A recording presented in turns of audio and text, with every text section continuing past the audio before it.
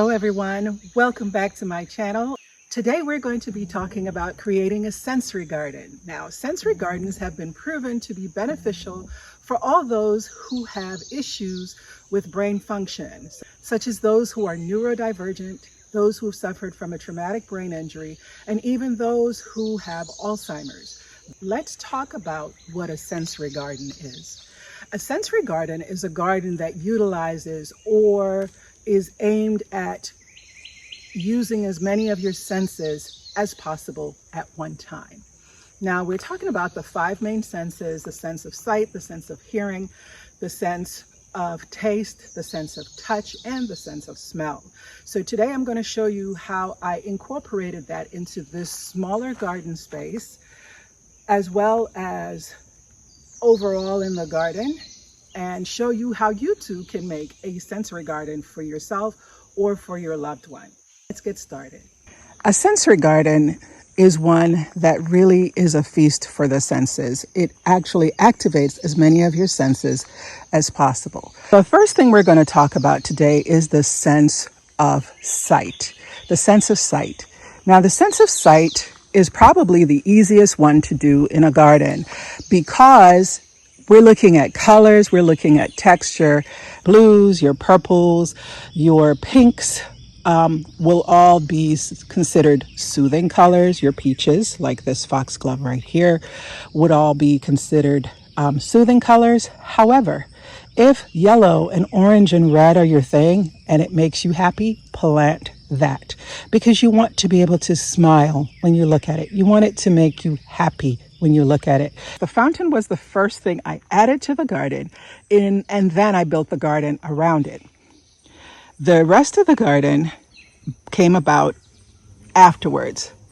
I wanted it to be somewhat rustic, somewhat refined, but somewhat whimsical, which is who I am, right? I wanted it to have as many of the colors that are soothing colors. So your purples, your pinks, your peaches, even this dark night scabiosa or black night scabiosa is a beautiful color, and it's something fun to look at. You want different textures, you want different leaf types, as well as even different shades of green. You want variety in order to create interest in the garden. A couple of things this garden is missing so far for interest for me is something with a seed pod after the season is over, kind of like a baptisia.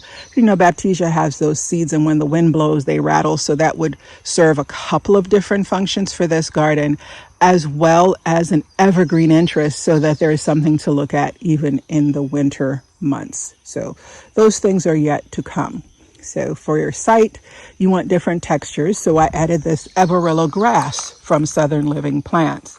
I also wanted different colors. So this purple loropetalum and this deep purple scabiosa echoed and played off of each other. Then this dianthus, this taller dianthus, pink and white, and then I have the all purple variety back there and over here, all play along the pinks and purples. This sage from Monrovia also plays along the pinks and the purple. I have Veronica in here from Great Garden Plants, and those plays on a different shade of purple. So it's all shades of purple and of pink, trying to make the sense of sight something a little soothing and a little bit calming in the color scheme, as well as the textures that are in here. Sense of sight, also I added the fountain so that when you look at the water, it can be calming. Did you know that looking at water and the sound of water lowers your blood pressure? So it actually has a very healing effect and can lower symptoms of anxiety. So it helps to actually have the water. The next sense we're going to talk about for a sensory garden is the sense of sound. The sense of sound. And if I'm quiet for a couple of seconds, you will hear the benefits of this garden.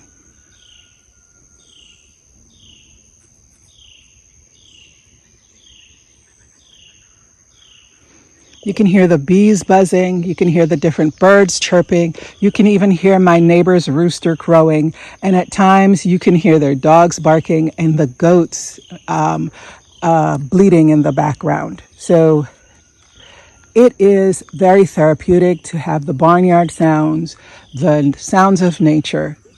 It is no wonder that the Sounds of Nature is one of the most popular playlists on Spotify. Let me let you hear how it sounds when I'm not babbling and the birds are somewhat quiet.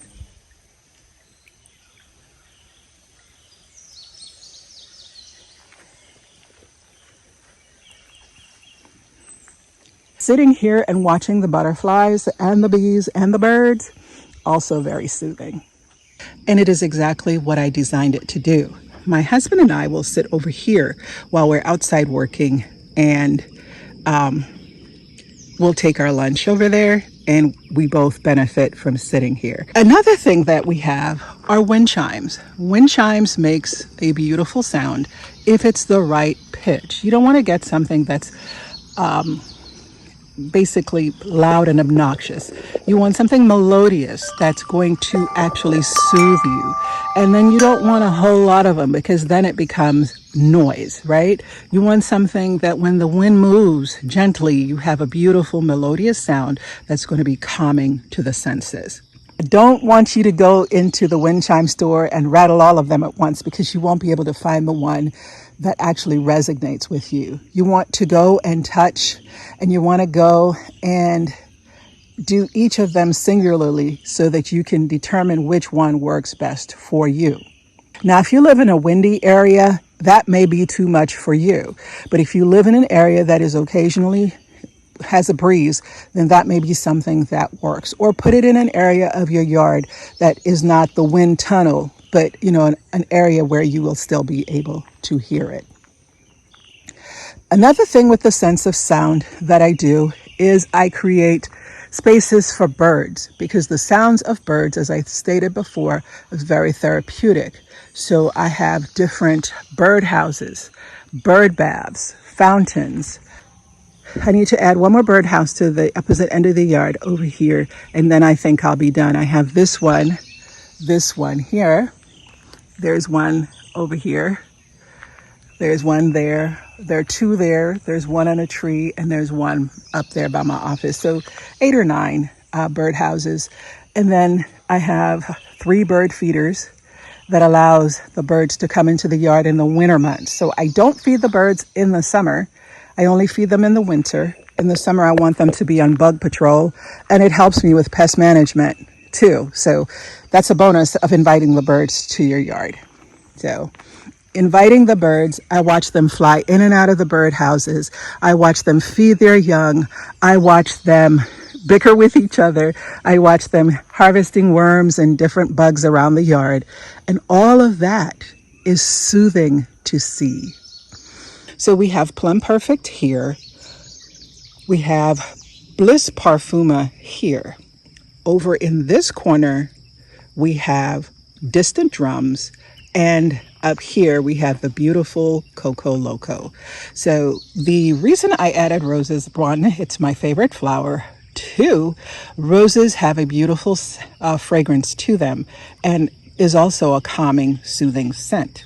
But I also added rosemary. Rosemary for the sense of smell, but also we can touch it and taste it.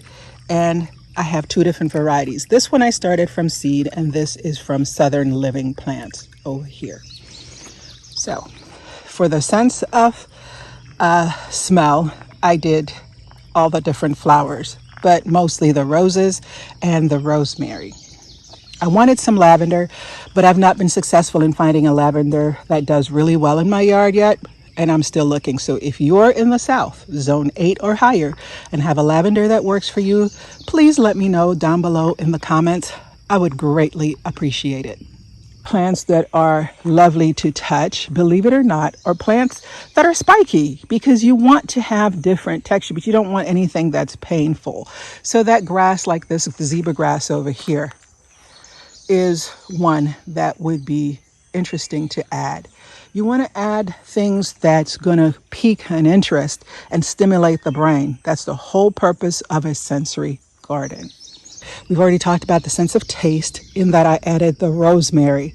I would like to add something else that you can eat in here. I'm not sure what that's going to be yet, but there are several edible flowers. So as time goes on, I've been adding to this garden.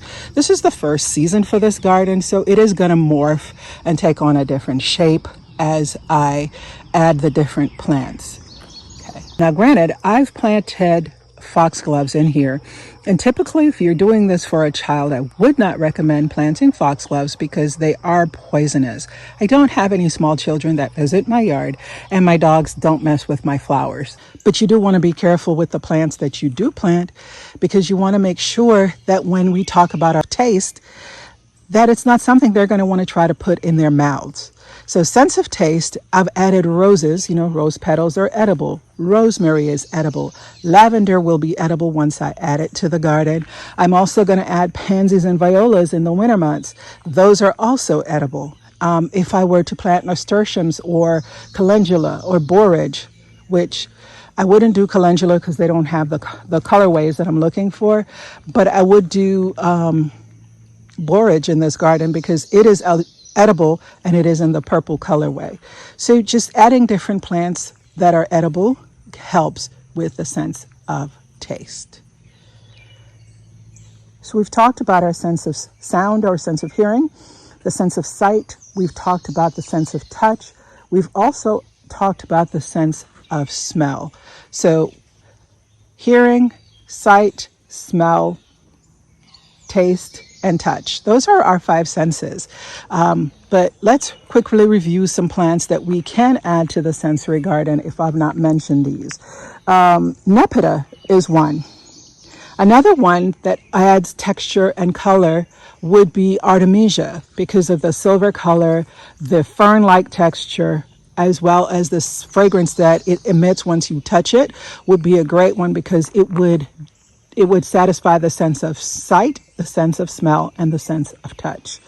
You want to consider Edgeworthia. So I have an Edgeworthia shrub planted over there in the garden. They release a beautiful fragrance in the winter months, as well as has a beautiful leaf structure in the summer months. So it's a multi-season interest plant.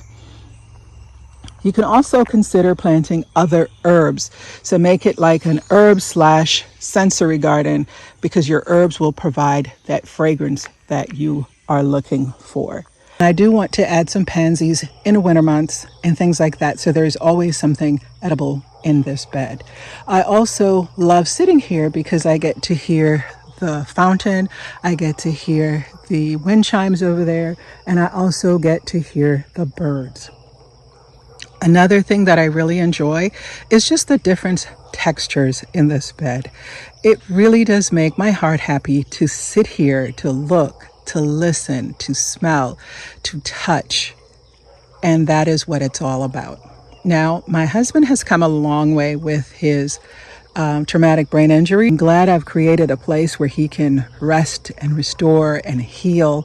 And I hope I encourage you also to create a space for your loved ones as well. And maybe it's for you, but we all need that space, right? If you have any questions regarding building a sensory garden, please consider leaving a message below and I will be happy to answer. As always, I enjoy your feedback and I enjoy you sharing and commenting on every one of my videos. Thank you so much for joining me today. Until next time, y'all, happy gardening.